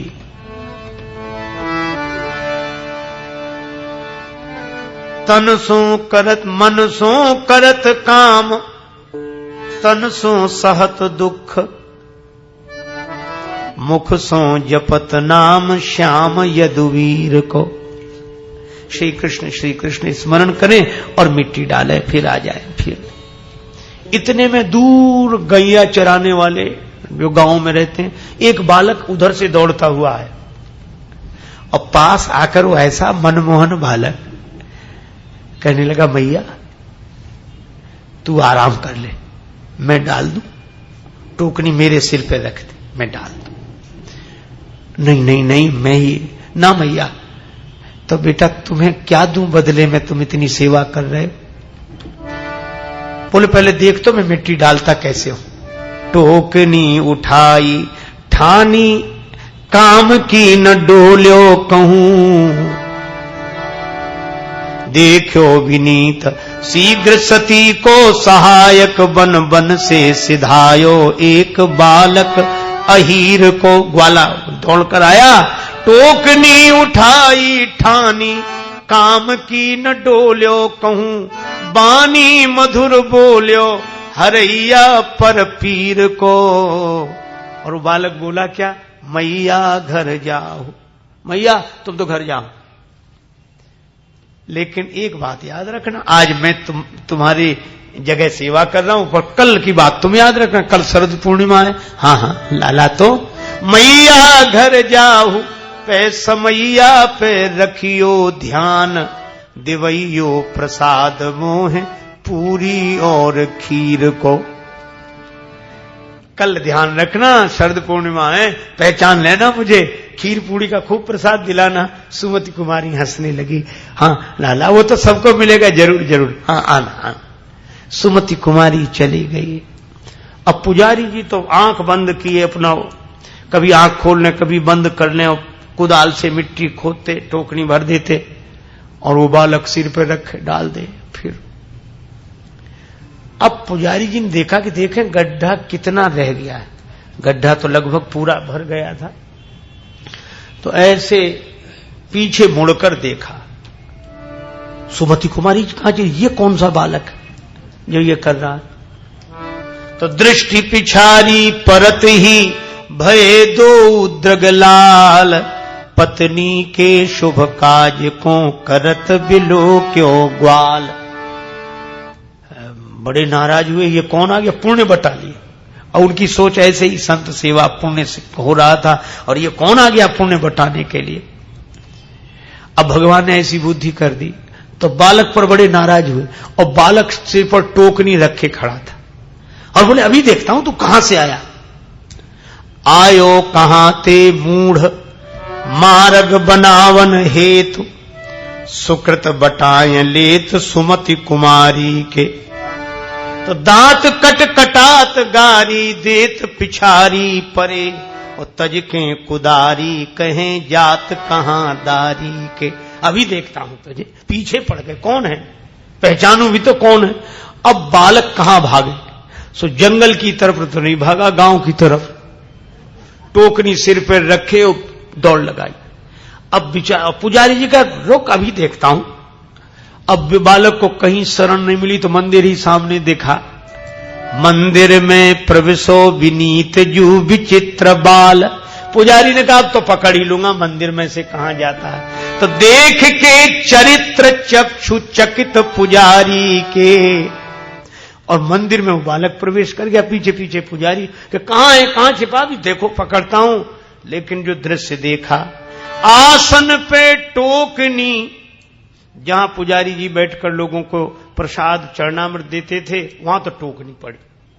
आसन पे टोकनी, सिंहासन पे माटी पड़ी, अंगन पे धूल चढ़ी विपिन बिहारी के। भगवान ही ये लीला करने गए थे। पुजारी जी तो रोने लगे कि मैं क्रोध में पीछे आया और जाने क्या क्या कहा। रोज आरती उतारता था, ऐसा चरित सुना नहीं देखा। उदय हो गई आज पतित की, कौन पाप की रेखा, ऐसा चरित सुना नहीं देखा। रोने लगे कि ये क्या हुआ भगवान। भगवान के मंदिर से आवाज आई, पुजारी जी परेशान मत हो, हम बड़े प्रसन्न हैं। पाप नहीं पुण्य हुआ है, पूर्व पुण्य जागा तुम दो ही थे। तुम दोनों से ये पुण्य का काम हुआ है। कौन सा? भक्ति सफल सातवीं तो ही थे। ये सातवीं भक्ति सफल हो गई। कौन सी? बन विनीत सेवा में मोहिते, अधिक संत करी लेखा, ऐसा चरित सुना नहीं। सातों सम मोहिमय जग देखा, मोहिते अधिक संत करी लेखा। लोग कुछ भी कहें, भगवान बोले तुमने मेरी आरती छोड़ दी, मुझे बड़ा अच्छा लगा। मोहिते अधिक संत कर लेखा। और यह संत सेवा का फल है कि तुम्हें प्रत्यक्ष दर्शन हुआ। और संत सेवा करने वाले मुझे बहुत प्रिय हैं, बल्कि मौका लगता है तो मैं ही संत सेवा करने के लिए तैयार हो जाता हूं। और सचमुच भगवान, देखो एक बार एक ज्ञानी ने कहा कि भगवान के मैं बड़ा करीब हूं। और करीब ही नहीं, करीब तो दो रहते हैं, मैं तो अभिन्न हूं। ब्रह्मविद ब्रह्मैव भवति, अहम ब्रह्मास्मि, मैं ही वह ब्रह्म हूं। पर भक्त ने कहा कि आप तो महाराज बड़े ज्ञानी, बड़े विचारवान, पर मैं तो अयोग्य हूं। पर जो असमर्थ बालक होता है वह तो भगवान की गोद में, माता पिता की गोद में, तो भगवान के मैं ज्यादा करीब हूं। अब दोनों अपने अपने पक्ष पर अडिग। तो कहा चलो भगवान से ही पूछ लें।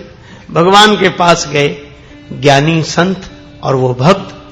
भगवान ने ज्ञानी संत को देखा तो कहा भाई ज्ञानी तो मेरी आत्मा है, आत्म तत्व एक है, दो नहीं, इसलिए ज्ञानी के और मेरे स्वरूप में कोई अंतर नहीं। ज्ञानी तो मेरी आत्मा है। बेचारे भक्त ने सुना तो बड़ा निराश हो गया, उठकर जाने लगा। भगवान ने कहा तुम कहां जा रहे हो? बैठो बैठो। बोला अब क्या सुनने के लिए बैठे? हम तो सोच रहे थे आप हमारा पक्ष लेंगे। भगवान ने कहा पक्ष नहीं, निष्पक्ष बात कह रहा हूं कि ज्ञानी तो सचमुच मेरी आत्मा है। वह देहाध्यास से मुक्त होकर मेरे स्वरूप से अभिन्न होकर अपने स्वरूप का अनुभव कर रहा है। और भक्त बोला और मैं? भगवान बोले पूरी बात तो सुन।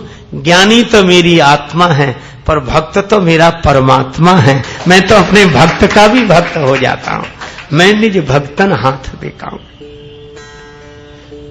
आपने सुनी होगी वह बात, बड़ी अनोखी है। नरसिंह जी जा रहे थे, बेटी की ससुराल का निमंत्रण आया था, पर जाएं काहे से? गांव वालों से मांगने गए, क्योंकि नरसिंह जी अकेले कीर्तन करते और 16 साधु इनके साथ रहते थे। वो सब सूरदास थे, क्योंकि जिसके पास कुछ ना हो उसके पास कोई आंख वाला तो रहेगा नहीं। अब लोग मना भी न करें, बैलगाड़ी की जरूरत थी तो लोगों ने बैल बताए कि ले जाओ। ऐसे बैल थे कि जो खड़े हो गए तो बैठ नहीं सकते थे, बैठ जाएं तो खड़े नहीं हो सकते थे। बोले यही है महाराज, ले जाओ, आपको मना थोड़े, ये संत सेवा करने ले जाओ। और नरसिंह जी ठहरे संत बड़े खुश हो गए कि दिया तो ऐसा नहीं कि उन्होंने न दिया, दिया मान रखा हमारा दिया है। और लोग सोच रहे थे कि ये बैल तो कुछ दिन बाद परमात्मा के यहां जाने वाले, भगवान के उसके पहले भक्त के यहां चले जाएं तो अच्छा ही है। ऐसे बैल और ऐसी गाड़ी टूटी फटी, पर नरसिंह जी ने तो बैल जोत दिए और बैठ गए। और 16 साधु बैठे, भगवान जाने कैसे बने होंगे उस गाड़ी में। और शायद इसीलिए बने होंगे, किसी को कुछ दिखाई नहीं दे, वो समझते थे हम ही अकेले बैठे हैं। सब सूरदास थे, 16 वो 17 में नरसिंह जी।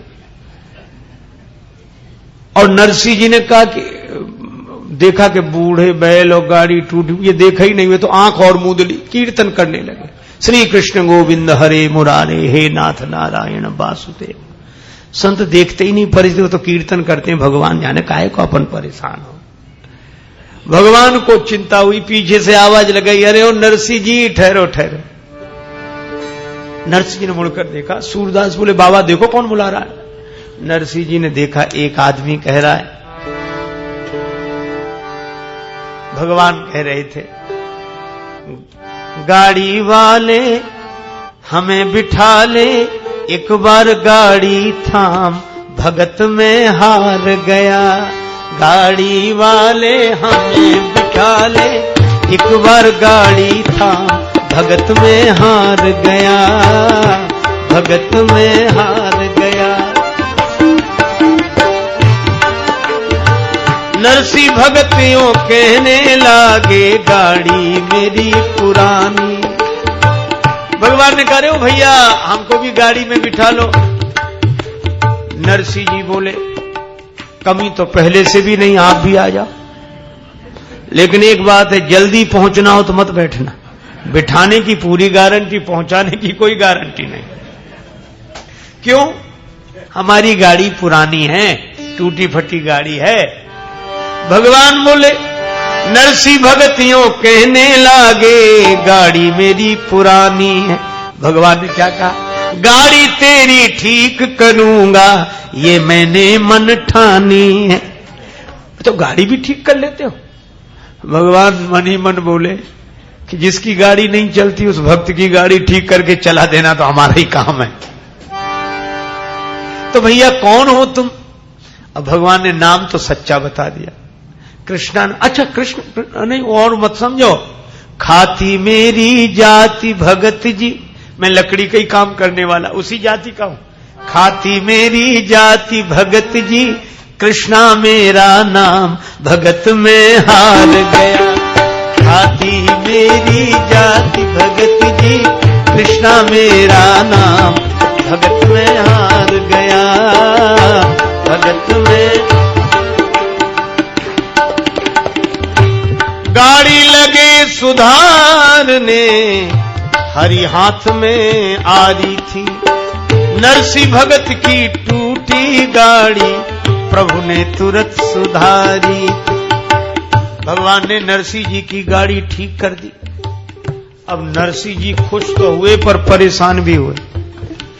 मजदूरी के पैसे तो है नहीं, यहां तो बैल भी मांगे हुए, गाड़ी भी मांगी हुई, दूसरे के बैल दूसरे की गाड़ी और ठीक करने वाला भी। अब इसको पैसे कहां से दें? तो नरसिंह जी ने सिर झुका लिया। भगवान बोले क्या बात है भगत जी, बोलो बोलो, गाड़ी ठीक हो गई कि नहीं? नरसिंह जी बोले सो तो ठीक हो गई, लेकिन क्या मजदूरी के लिए पैसे तो है नहीं, पर एक बात है। क्या? नरसिंह कहे भाई भजन सुना दूं, पल्ले न मेरे दाम, भगत में हार गया। नरसिंह कहे भाई भजन सुना दूं, पल्ले न मेरे दाम, भगत में हार गया, भगत में हार गया। भगवान ने कहा मिल गई मजदूरी, बस तुम हमारे भजन सुनाओ हमें, हम तुम्हारी गाड़ी चलाएंगे। मधुभक्ता यत्र गायंती तत्र तिष्ठामि। 16 साधु गाड़ी में बैठे, फिर रहे तुलसी माला। पवन समान चली गाड़ी, जब कृष्ण बना है गढ़वाला। और जब वो गांव नजदीक आ गया भगवान ने गाड़ी रोक दी और बोले भगत जी अब हमें जाना, हमारा गांव आ गया। कृष्णा कहे भाई अब मैं जाऊं, मुझे जरूरी काम, भगत में हार गया। कृष्णा कहे भाई अब मैं,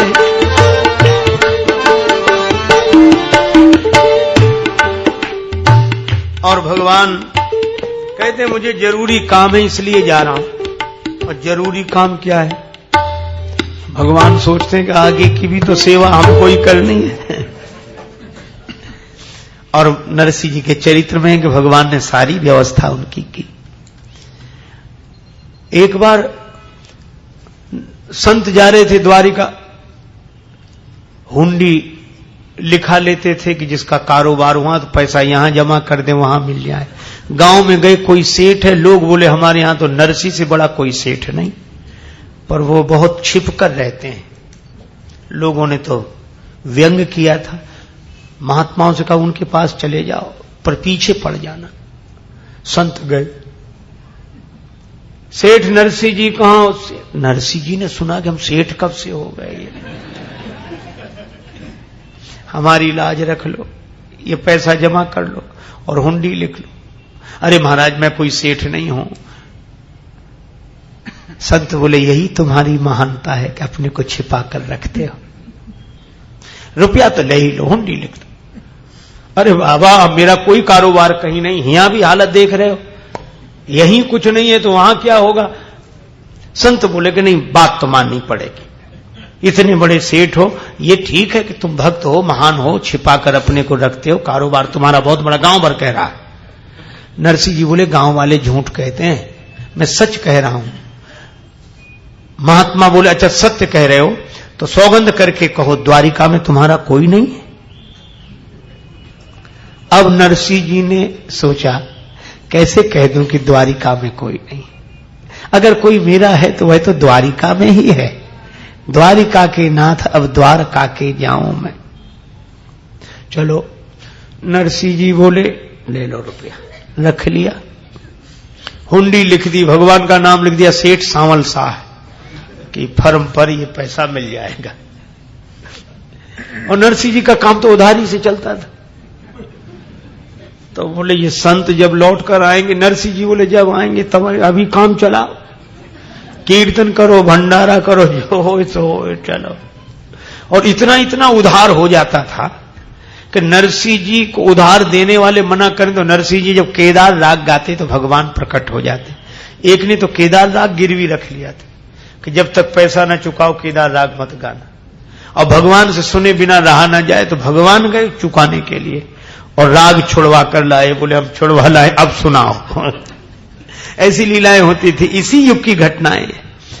नरसिंह जी ने लिख दिया। अब संत गए वहां द्वारिका में, बहुत तलाश है, हो कोई तब तो मिले, न उस नाम की फर्म न वो आदमी।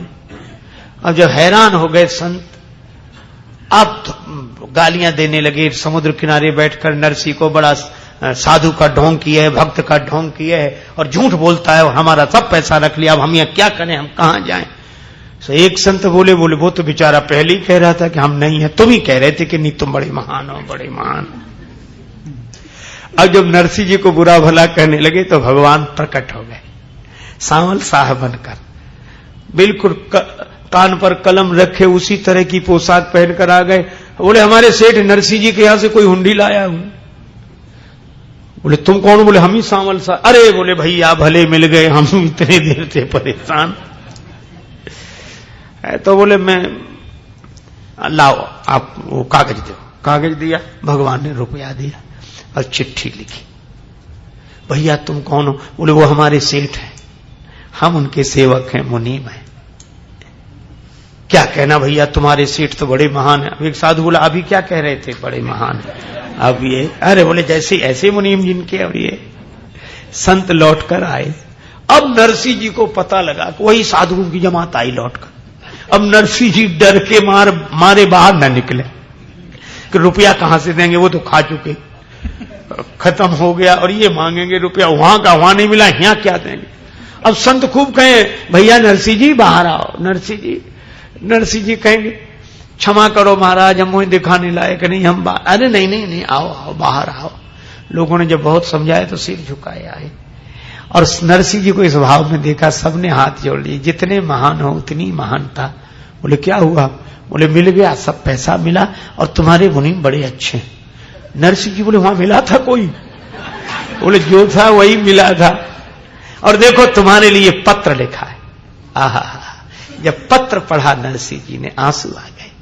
उसमें लिखा था, सिद्ध श्री जूनागढ़ के भक्त राज नरसिंह को कहियो हमारी जाए जय नरसिंह की।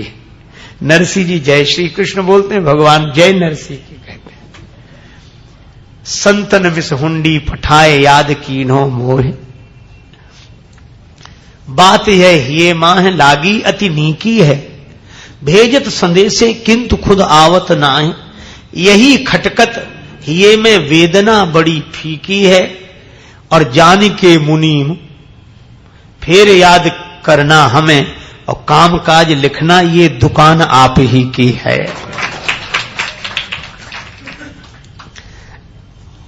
नरसिंह जी तो भाव विह्वल हो गए। रात्रि को भगवान ने दर्शन दिया तो नरसिंह जी रोने लगे, आपने बड़ी कृपा की जो लाज बचा ली। भगवान बोले हमारी कृपा नहीं है, तुम पर हम पर तुम्हारी कृपा है। नरसिंह जी बोले मैंने क्या कृपा की? भगवान बोले हम जब से जन्म लिया आज तक चोर ही चोर कहलाए, माखन चोर, चीर चोर, चित चोर, लेकिन तुम्हारी कितनी बड़ी कृपा नरसिंह, तुमने इस चोर को साह बना दिया, सांवल साह, यह तुम्हारी बड़ी। ऐसा भक्त भगवान का संबंध है। तो भगवान कहते हैं मोहिते अधिक संत करी लेखा। अब उस पक्ष पर विचार करें, सातों सम मोहिमय जग देखा। भगवान ने श्री हनुमान जी से कहा, हनुमान मेरा अनन्य भक्त कौन है जानते हो? सो अनन्य जाके असी मति नट रही हनुमंत, मैं सेवक सचराचर रूप स्वामी भगवंत। भगवान कहते मेरा भक्त वह है जो सब में मुझको देखे। यह भगवान ने दीक्षा दी, सातों सम मोहिमय जग देखा, सब में जो मुझको देखे वह मेरा भक्त है। और भगवान ने परीक्षा ले ली। कहां भेज दिया हनुमान जी को? लंका में। और लंका में कौन रहते? राक्षस ही राक्षस, दुर्जन ही दुर्जन। अच्छा बोलो सज्जनों में हम लोग भगवान को देख लें, ऐसा संभव है?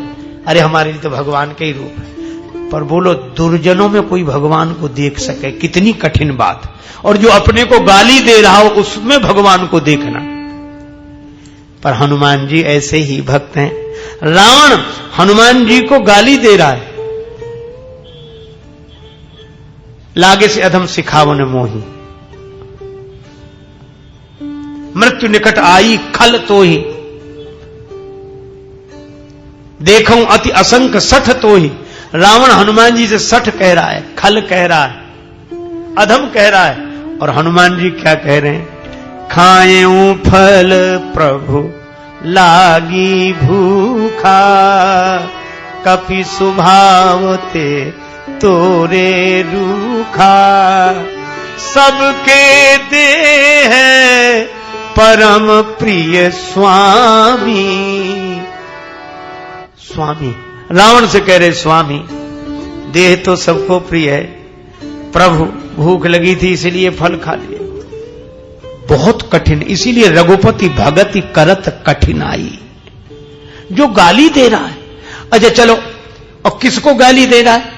अतुलित बलधामम, श्री हनुमान जी के बल का कोई पारावार नहीं। पौराणिक मान्यता यह है कि 10,000 हाथी का बल एक दिग्गज में, दिशा के जो हाथी हैं दिग्गज में, और 10,000 दिग्गजों का जो बल है वह बल इंद्र के एक ऐरावत हाथी में, और 10,000 ऐरावत हाथी का जितना बल है उतना बल एक इंद्र में, और 10,000 इंद्र में जितना बल है उतना बल हनुमान जी की इस उंगली में है। ऐसे इसीलिए तुलसीदास जी बोले तुलना ही नहीं हो सकती, अतुलित बलधामम। और उनको रावण गाली दे रहा है, और उसके बाद भी सबके देह परम प्रिय स्वामी, खायो फल प्रभु लागी भूखा। इसीलिए रघुपति भगति करत कठिनाई, सब में भगवान को देखा।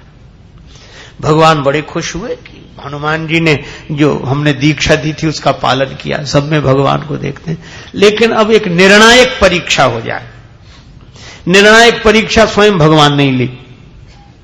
लंका में सुवेल शैल पर विराजमान, मृग चर्म बिछा हुआ है, तेहि आसन आसीन कृपाला।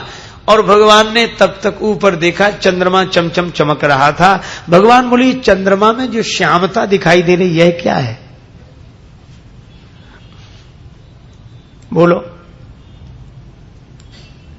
विभीषण जी बोले, मार्यो राहु शशि कहे को, उर्मह परी श्यामता सो। मानो राहु चंद्रमा पे चाबुक चलायो है। राहु ने चंद्रमा पर की पिटाई कर दी, चोट का निशान है। विभीषण जी कह रहे हैं, क्यों? अरे चंद्रमा को राहु ने पीटा हो या न पीटा हो, विभीषण जी पिट कर आए अभी अभी। तात लात रावण मोहि मारा, तो इन्हें सब पिटे हुए दिखते। सुग्रीव जी से पूछा, आप? सुग्रीव जी बोले, चंद्रमा में भूमि की छाया पड़ रही, शशि महाप्रगट भूमि के झाई। क्योंकि सुग्रीव के मन मस्तिष्क में भूमि ऐसी छाई है, सकल भुवन में फेरे उबे हाला। भूमि का चप्पा चप्पा छान मारा है, और नए नए भूमिपति हुए, इन्हें चंद्रमा में भी भूमि दिखाई देती। अंगद जी से पूछा, सार भाग शशि कर हर लीना। ब्रह्मा ने काम पत्नी रति का मुख बनाने में चंद्रमा का सब कुछ छीन लिया, क्योंकि अंगद जी को लगता हमारा सब कुछ छीन गया। अरे और तो और भगवान से पूछा, आप प्रभु आप भी तो करें निर्णय। राम जी बोले, अरे चंद्रमा का भाई विष है ना, जलता था बेचारा, हृदय में बसा लिया, उसी की श्यामता है। क्योंकि चंद्र ने अपने भाई को भले ही हृदय में न बसाया हो, पर श्री रामचंद्र ने अपने भैया भरत को हृदय में बसा रखा है, इसलिए चंद्रमा में उन्हें चंद्रमा का भाई दिखाई देता है। लेकिन इस पूरे प्रकरण में एक विशेष बात है, सभी लोग बोले, लक्ष्मण जी नहीं बोले। किसी ने कहा कि लक्ष्मण जी भी तो बोले। लक्ष्मण जी बोले, हम बोले तो तब जब चंद्रमा की तरफ देखें, हम तो चंद्रमा की ओर देखते ही नहीं। पहले नहीं देखा, बोले बचपन में देखते थे, पर चंद्रमा को देखना बंद कर दिया। भगवान बोले, कब से? लक्ष्मण जी सिर झुकाकर बोले, प्रभु जनकपुर से। जनकपुर से? हाँ। बोले किस दिन? बोले जिस दिन आपने कहा, देखा चंद्रमा की ओर और यही कहा, सिय मुख सरिस निरखि सुख पावा। यह तो श्री सीता जी के मुख की तरह है। बोले जिस दिन से आपने माता के मुख की उपमा चंद्रमा से दे दी, उस दिन से हमने चंद्रमा को देखना ही बंद कर दिया, हम तो माता के चरणों का ही दर्शन करते हैं। लक्ष्मण जी नहीं बोले। हनुमान जी से कहा कि तुम बताओ। हनुमान जी बोले, बताना क्या है? शशि तुम्हारा प्रिय दास। ये चंद्रमा आपका दास है, और ये चंद्रमा के अंदर जो नीलिमा है, प्रभु आप ही बैठे हो चंद्रमा के भीतर, वही दिखाई दे रहा है। क्योंकि जास हृदय आगार बसई राम सर चाप धर। हनुमान जी को चंद्र में भी रामचंद्र दिखाई देते हैं। ये सातों सम मोहिमय जग देखा। इसी युग में रामचरितमानस में तो बड़े सुंदर सुंदर वृत्तांत हैं। देखन मिस मृग बिहग तरु फिरई बहोरी बहोरी, पर निरखि निरखि रघुवीर छवि बाढ़ी प्रीति न थोर। चाहे मृग को देखें, बिहग को देखें, वृक्ष को देखें, लता को देखें, पर भगवान ही दिखाई पड़े। यह सातों सम मोहिमय जग देखा। जिसे भगवान दिख जाते हैं, अब न आँख इतर आवत को, सब में मेरे प्रभु हैं। और इसी महाराष्ट्र की भूमि पर संत श्री नामदेव जी हुए।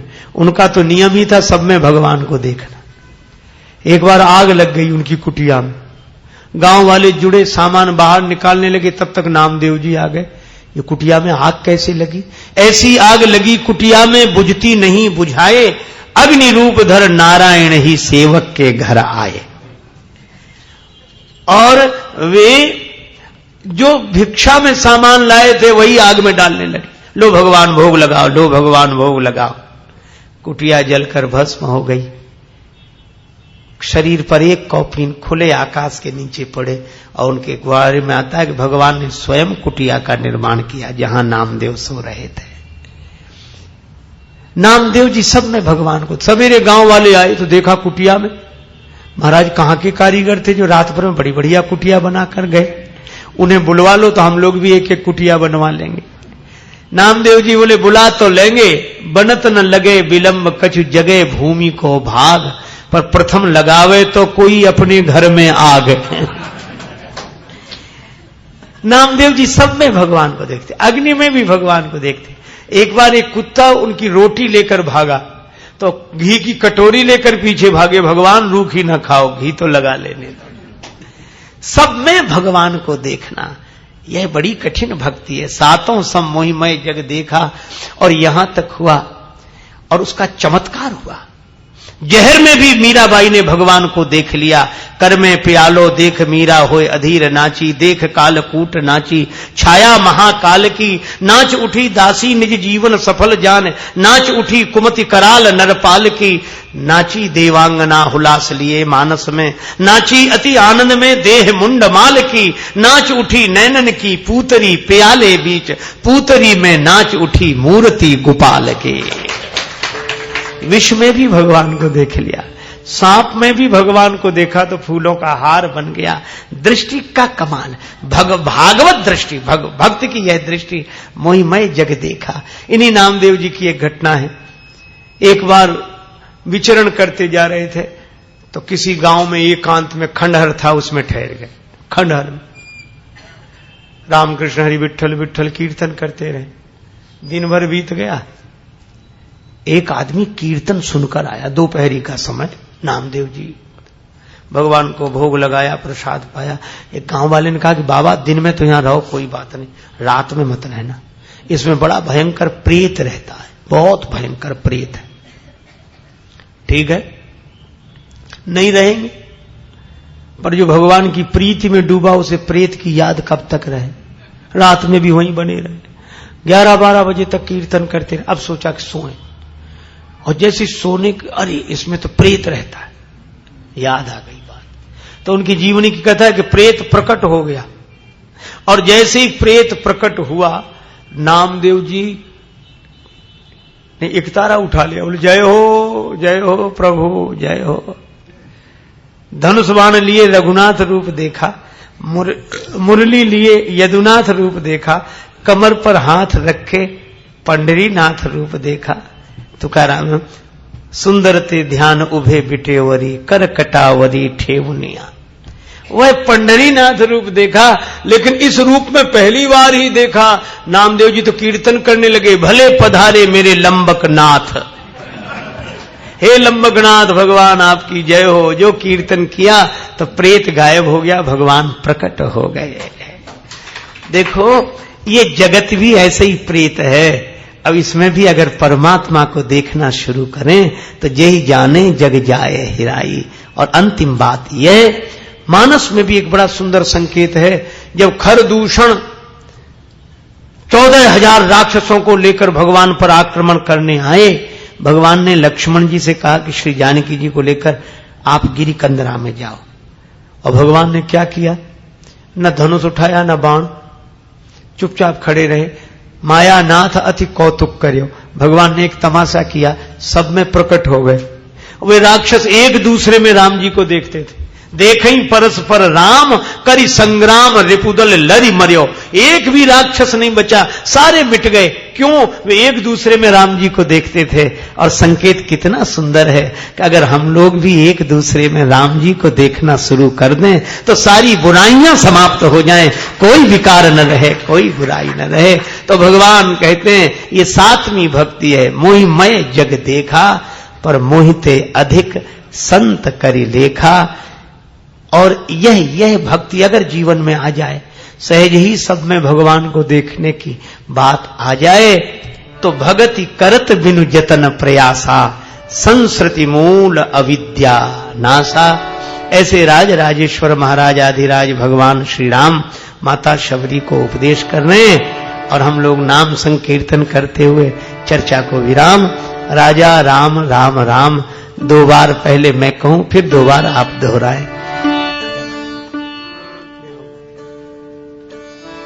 राजा राम राम राम राजा राम राम राम राजा राम राजा राम राजा राम राम राम राजा राम राम राम राजा राम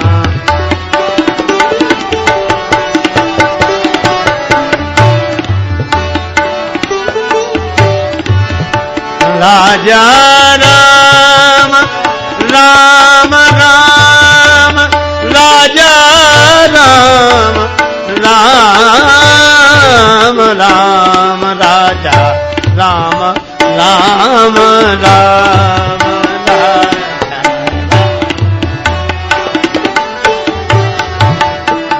राजा राम राम राम राजा राम राम राम राजा राम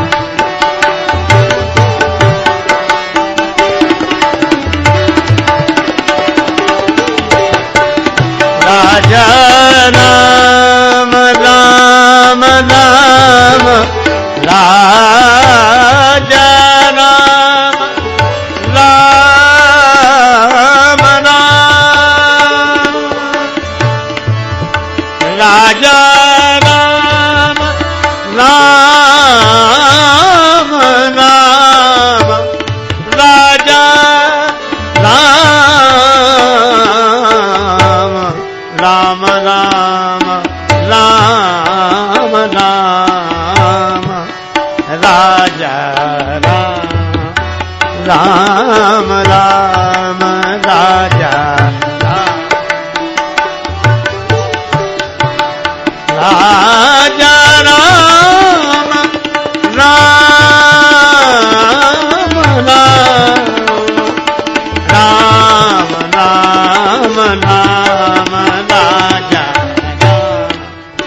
राम राम राम राजा राम राजा राम राजा राम सिय सिय सुमिरत राम जो सिय सुमिरत श्री राम जुगल नाम राजेश जपि भगत लहे विश्राम।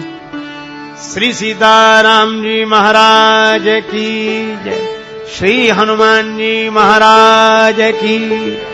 श्री गौरी शंकर भगवान की। श्री राधा कृष्ण भगवान की। श्री तुलसीदास जी महाराज की। श्री गुरुदेव भगवान की। सब संतन की जय, सब भक्तन की जय। जय श्री सीताराम, जय जय श्री राधे श्याम।